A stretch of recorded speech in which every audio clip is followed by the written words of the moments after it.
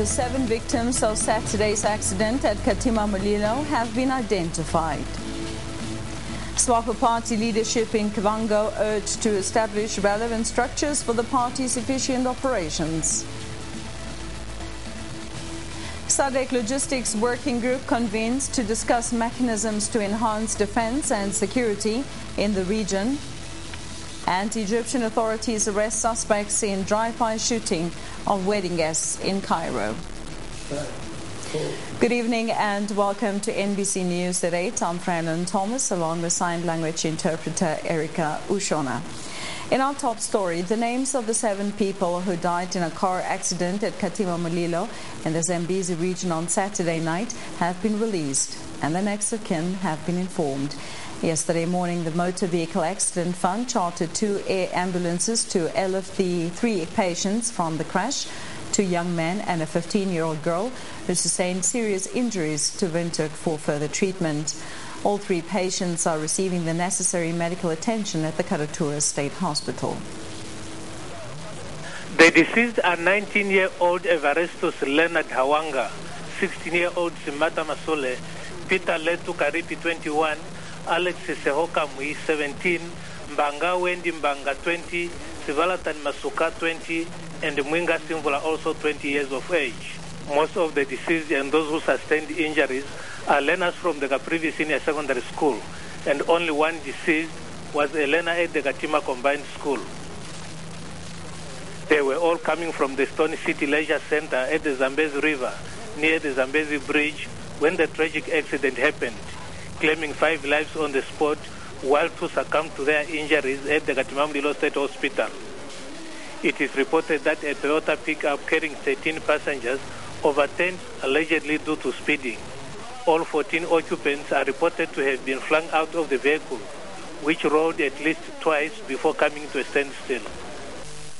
The Swapo Party in the Kavango East and West region has been urged to organize itself and put in place all the necessary structures for efficient operations. The party Secretary General Nangola Mbumba says after the demarcation of the Kavango into 2 regions, there is a need to establish structures in the Kavango West region and also create additional ones for the new constituencies in the East. He emphasized that the party cannot afford to start campaigning when the relevant structures are not in place. Mbumba made the appeal when he addressed the regional leadership at Rundu over the weekend.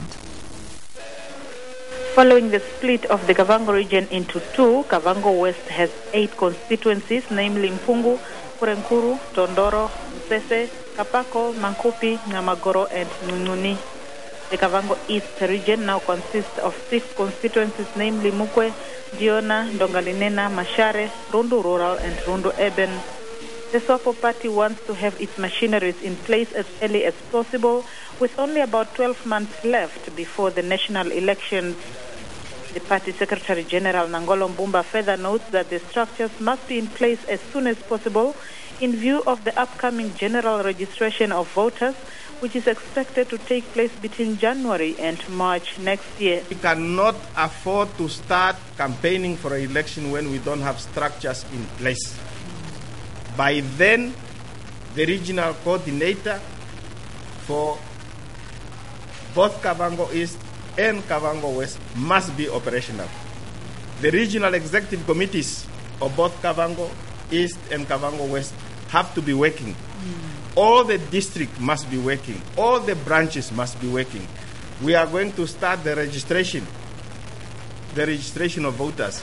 We must know that I am being registered in this constituency or this district. The ruling party's administrator also urged them to work closely with the national leaders assigned to the regions to achieve that.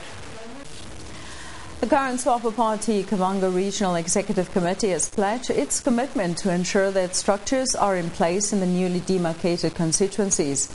Regional mobilizer Eric Chanja is hopeful that by the end of December, the Regional Executive Committee for the Kavango West region will be in place. Chanja has stressed that restructuring will be held in the affected districts such as Nkuru, Mankupi, Musese, Tondoro, and part of Kapako and Nguni. He notes that the current regional executive members fall under Kavango East, so no restructuring will be done in this case. However, in Kavango East, the only affected areas where restructuring will be done will be in the Yona and Ndongalinena constituencies and part of Rundu Rural, in which Rundu Rural East has been dissolved by demarcation. The community of Orua in the Obitoto area is dissatisfied with the slow pace at which the school there is being constructed. They are worried that come next year, their children will continue to walk long distances to the nearest school, which is 20 kilometers away. The school is part of the Namibian German Special Initiative Program under the auspices of the National Planning Commission. The completion of the Aurora Primary School is expected to bring relief to the community and the surrounding villages. Currently, children from the ages of 7 have to walk to a nearby school at Okanjira village, which is 20 kilometers away. This means that in a day they walk a distance of 40 kilometers to and from school, but even shorter compared to learners from villages behind Aurora. But the community's hope to have the school opened by next year, April, seems to be vanishing because almost 7 months since the start of the construction, there is still no significant progress. With the pace at which the construction is going, because it started in April, and by now they were supposed to have made significant progress, so I'm not convinced that they will be done by next year. The work is very slow. If construction is not done by April next year, this means that learners, including those in the pre-primary level, will once again brace themselves for the long distance, which the community members say affects their performance in school. Some of them have already dropped out of school owing to the long distance. Once the school is completed, it will help our children a lot. The distance is too long, and when they reach the school, they are tired and do not follow and miss out on some lessons. So, if the distance is shortened, they will not miss out. The school, which is being constructed at $7.5 million, will consist of 9 classrooms and a hostel for learners from 5 villages. Well, the owner of MRT Namibia, Lucky Richter, whose company is constructing the school, promised that the school will be ready by April next year. This was contrary to what the laborers at the site told our news team. Just like the community, the workers were also skeptical about completing in time, attributing the delay to a shortage of building materials at times. They claim that many a times they idle around doing nothing, even for 2 weeks after they run out of building materials. When our news team visited the site, employees were sitting idle because there was allegedly no building materials. The opponent is the material. It's a big problem. We have no contact with the boss, and the boss is sitting there on his place, and when we try to phone him, his phone is off. And that is a problem. We wait now only for a week for material, and who pay the guys who's not on the work, on the site. That is a problem. But Lucky Richter, the owner of MRT Namibia, dismissed the workers' claims. I buy material according to the need of the site. So I understand that the community might be a little bit excited because it's a completely new hostel and a completely new school, and it's quite a big project. So I think they are maybe just a little bit overexcited, and they are in a hurry to have a school. But yes, there are programs and there are schedules and there are work plans that we have to follow. So based on that, I think we are still in line with those, and that we would be finished by end of April as the completion date stipulates. Chiefs of Logistics and Technical Operational Officers from the Southern African Development Community, SADC, are gathered at Swakopmund for the 14th meeting of the Logistics Working Group. The Logistics Working Group is a committee set up by SADC member states to look at logistic affairs of various forces in the region. The 3-day meeting was officially opened by the Chief of the Namibian Defence Force, Lieutenant General Epaphras Ndaitwa, at Swakopmund this afternoon. Chiefs of logistics and technocrats from Angola, Botswana, Lesotho, Malawi, South Africa, Tanzania, Zimbabwe, Zambia, and the host Namibia are attending the meeting to deliberate on logistics aspects and other related issues. The meeting is taking place at a time when the SADC region and Africa as a continent are going through drastic defense and security structural changes and transformation aimed at enhancing defense and security mechanisms. Be reminded that this meeting is taking place at a time when so many things are taking place within the region and beyond. There are many security challenges in our region that we must overcome in order to preserve peace and stability. Peace and stability would only be maintained should you, as logistic military officers, do things right to enable defense chiefs to do right things. Lieutenant General Epaphras Denga Ndaitwa said, to defend and maintain peace and stability in the region, in Africa as a continent, and the world at large, SADC needed to have a strong standby force that is well equipped and ready for deployment at short notice. This, he said, can only be achieved if the SADC Strategic Mobility Package Depot is operational, well stocked with necessary equipment, able to continue to resupplying the deployed forces. As peace and stability are the mainstay but elusive, SADC must therefore maintain its vital interest and responsibility of promoting peace, security and stability in the region and Africa as a continent.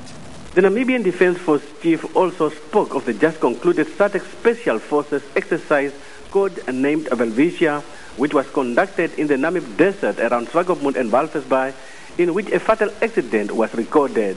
One member from Malawi lost his life in the accident, while 2 members from South Africa are still missing, and the search is still ongoing.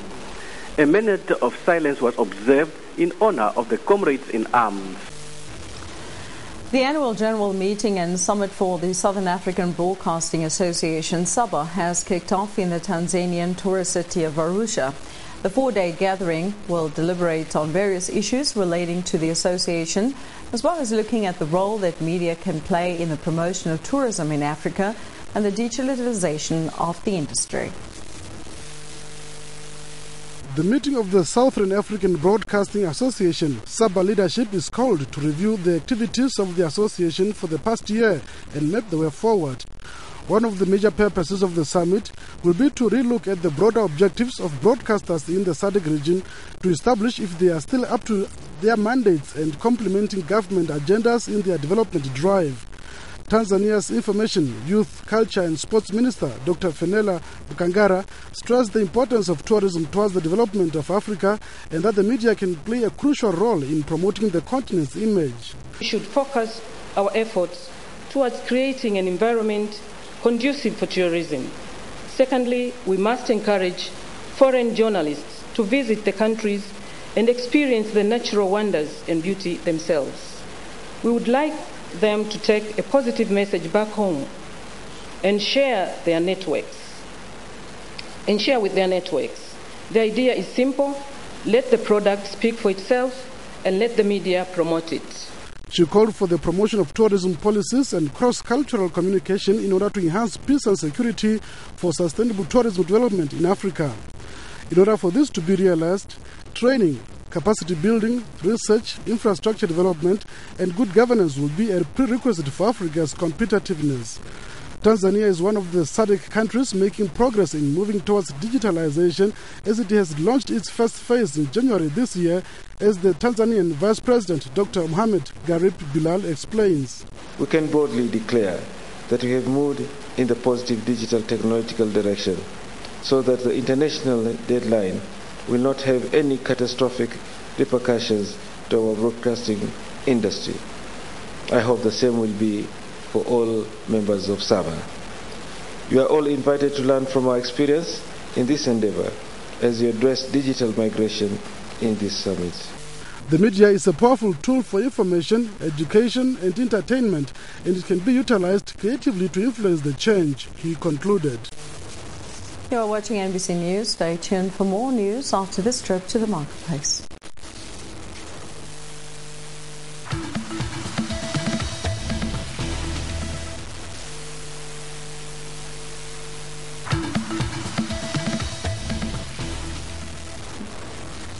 Welcome back. We continue with more news. 3 men were arrested last week for allegedly stealing more than $500,000 from Epupa Investment and Security at Katimamulilo in the Zambezi region. One of the 3 men was a paymaster and the other 2 were security guards and alleged to have stolen $625,000 from a vehicle belonging to Epupa Investments at Nanali Restaurant in Mission Compound outside Katimamulilo. It is alleged that the 3 suspects used an unknown object to break the padlock of the box where the money was kept. The suspects are expected to appear in the Katimamulilo Magistrates Court. They are between the ages of 33 and 40 years and are both from the Kavango region. The manager of Epupa Investment Furundu and Katimamulilo, Gerald Nautoro, told NBC News at Katimamulilo that the theft disturbed the payout of old people's pension, but only for 1 day.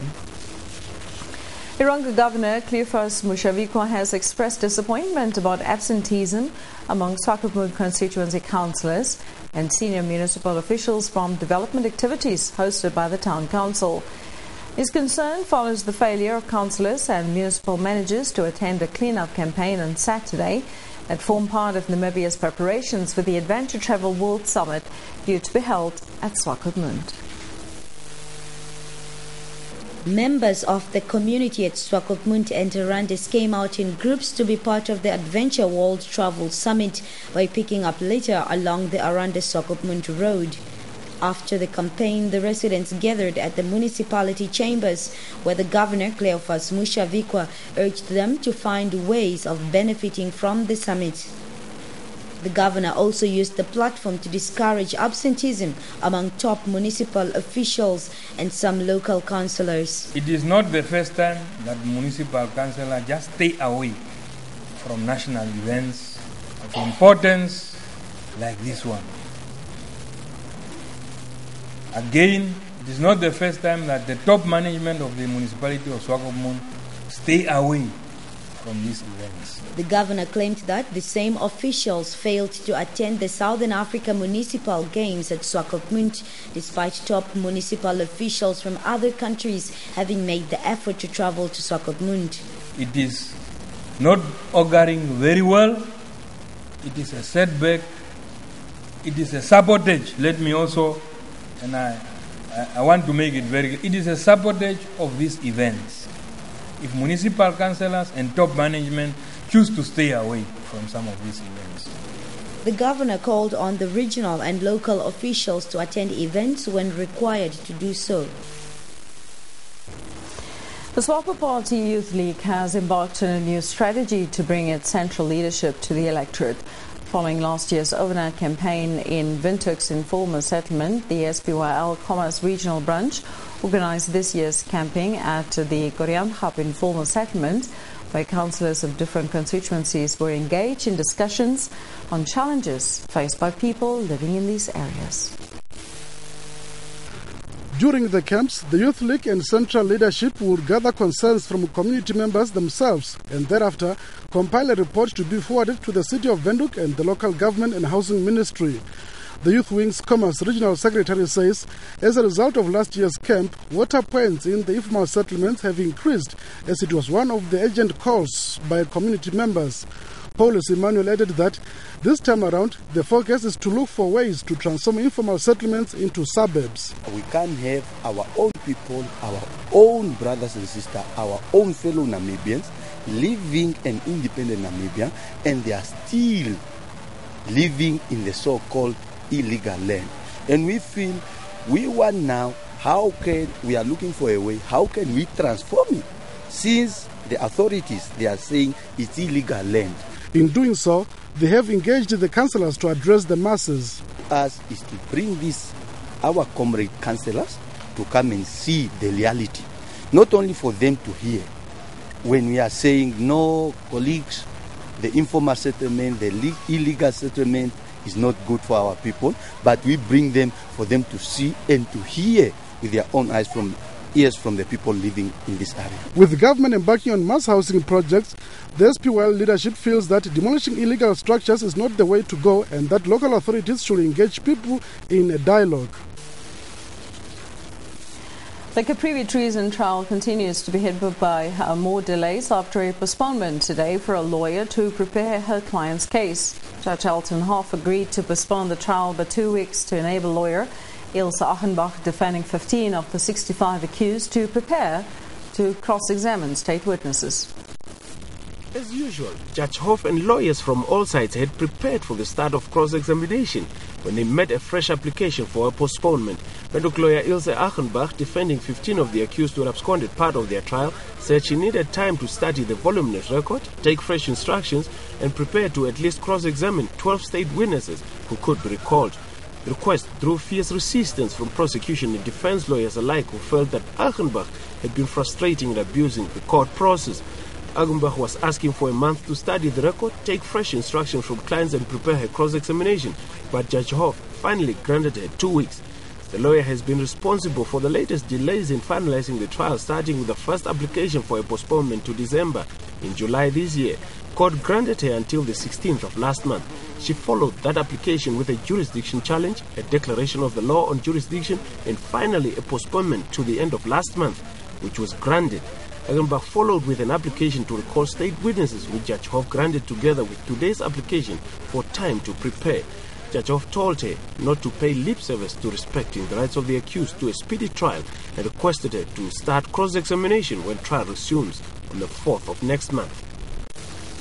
The Ministry of Veterans Affairs noted that the veteran status of an elderly Zambezi resident was already granted to him on the 7th of this month. Reacting to a report that some veteran grants in the Zambezi region, including that of Bayole, Albius Bayole, which was said to have been suspended since late last year without explanation, the Ministry's Permanent Secretary, Hoplong Ipinge, said the Ministry was in the process of informing all successful applicants about their status and that their benefits will soon be reactivated. In a media release issued a while ago, Ipinge confirmed that Bayole was one of the beneficiaries of the Socio-Economic Integration Program for ex-combatants, which were under the Ministry of Labour. But after the Veterans Act came into force, all site beneficiaries were required to register for approval as veterans, but Bayole did not provide adequate information for the Veterans Board to grant him the veteran status. According to the statement, Bayole continued to receive his allowance until 2012, when the allowance of all site beneficiaries who did not provide the Veterans Board with adequate information was stopped, pending further information. His information was later obtained and was granted the veteran status this month. His veteran benefits will be reactivated as soon as possible.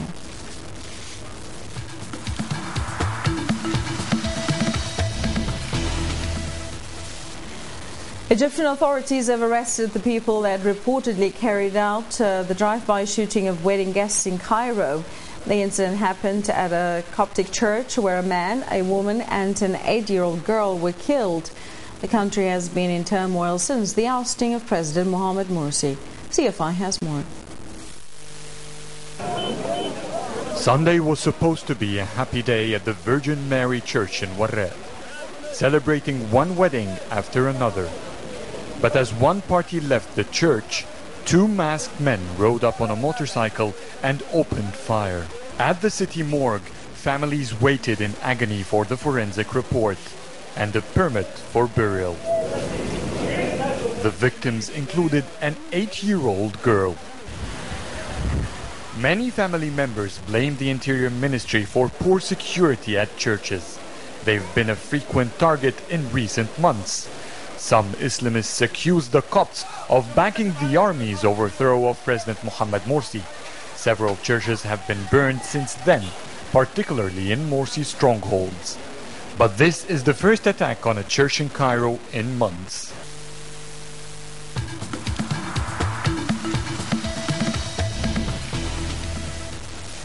In sport news, the Namibia Sport Commission has increased the prize money for this year's sport awards.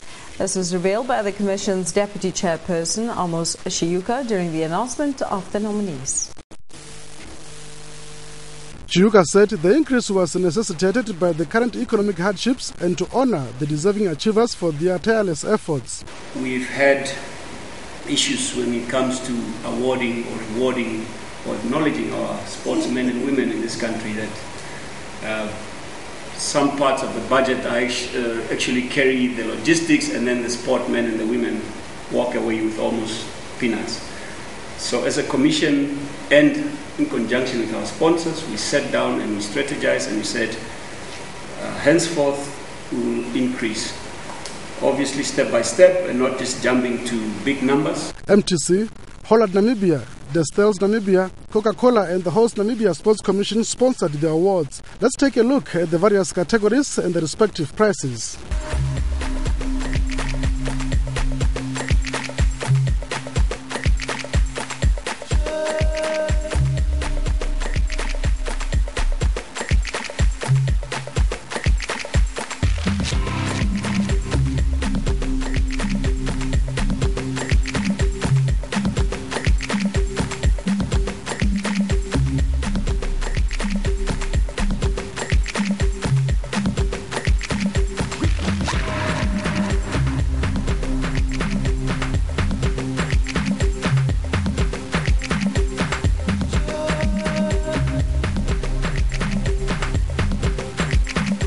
The sports awards will take place on Friday at Vendu Country Club Resorts and Casino.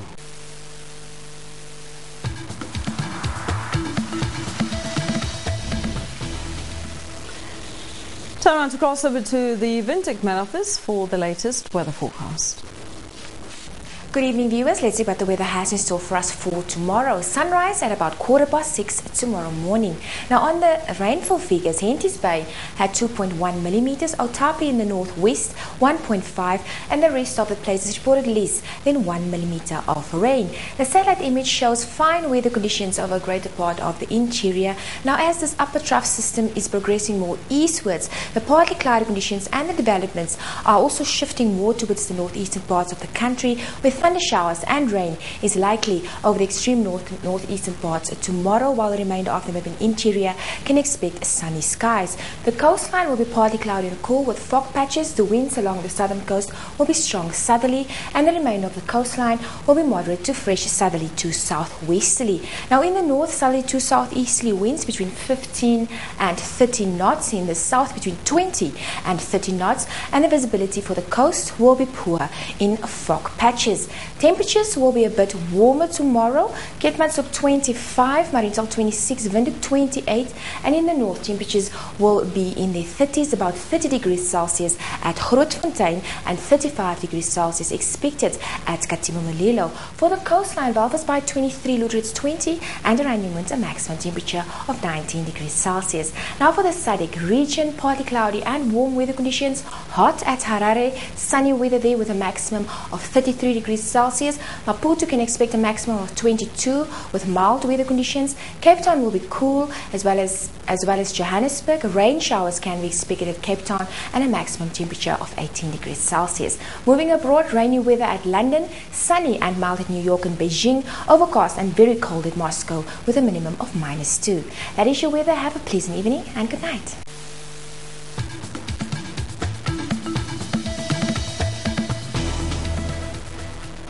Let's take a look at how you reacted on the story of the Namibian Sport Commission, which has increased the prize money for this year's Sport Awards. Our first comment comes from Stizo. He says, this is a good start because Namibia has a lot of talented people in various sport codes, and it will be a good motivating factor for them to work hard and take part in those sport codes. Saron, however, is not happy with the decision. He thinks it is too much money that is being pumped out that could have been used for something else. And finally, from Valley, commends the Commission. He says it is a great improvement because it will encourage people who want to take part, who are already a part of any sport, to put more effort in what they do best. And with that, we've come to the end of tonight's news bulletin. Thank you so much for watching. Business Today is up next. Good night.